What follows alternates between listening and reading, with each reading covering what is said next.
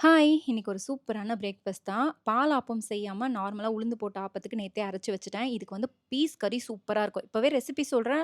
Recipe வேணும், வீடியோவா பார்க்கணும்னா கீழ கமெண்ட்ல கேளுங்க. நான் உங்களுக்கு வீடியோவா ஷேர் பண்றேன். ஒரு 1 கப் பட்டாணிய நைட்டே ஊற வச்சு, உப்பு, மஞ்சத்தூள் போட்டு 7, 8 விசில் வேக வச்சுக்கிட்டேன். கடாயில எண்ணெய் ஊத்தி, கொஞ்சமா வெங்காயம், பச்சை மிளகா தான் இதுக்கு காரம். ஸோ அதிகமா போட்டுக்கோங்க. கருவேப்பிலை, இஞ்சி, பூண்டு விழுது சேர்த்துட்டு கொஞ்சமா உப்பு, மஞ்சத்தூள், அப்புறமா தனியாத்தூள் சேர்த்து, தக்காளி சேர்த்து வதங்குனதுக்கு அப்புறமா நான் வந்து வேக வச்ச பட்டாணி, தேங்காவும் கொஞ்சமா சோம்பும் சேர்த்து அரைச்சு வச்சத விழுத சேர்த்துட்டு, அப்புறம் தண்ணி சேர்த்துக்கோங்க தேவையான அளவு. ஒரு கொதி வந்ததுக்கப்புறம் மேல கொஞ்சமா கொத்தமல்லி, கரம் மசாலா சேர்த்து ஒரு 10 நிமிஷம் மூடி போட்டு வச்சு சிம்ல வச்சுருங்க. சூப்பரா ரெடி ஆயிடும்.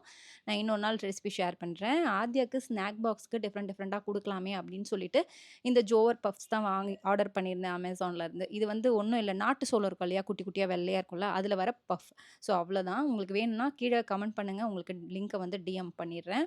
அதுக்கப்புறம் எல்லாருக்கும் செஞ்சு முடிச்சுட்டு, நம்பளும் சாப்பிடலாமேன்னு சொல்லி, எனக்கு ஒரு 2 செஞ்சுட்டு, அதுக்கப்புறம் காஃபி ஒரு ஒரு வாட்டி டிமார்ட் போம்போது ஒரு ஒரு டிஃபரெண்டான காஃபி ஃப்ளேவர் ட்ரை பண்ண வேண்டியது தான். ஸோ இந்த வாட்டி கான்டினென்டல் தான் வாங்கியிருந்தேன். ஒரு 4 நாள் தான் இருக்கு பொறுமையா உட்காந்து சாப்பிடுறதெல்லாம். அடுத்த வாரத்துலருந்து கடகடன்னு ஓடணும். எல்லாருக்குமே வந்து 3ஆம் தேதியே திறந்துருச்சு அப்படின்னு சொல்லியிருந்தாங்க. ஆத்யாக்கு வந்து 9த் தான் ரீஓப்பன் ஆகுது.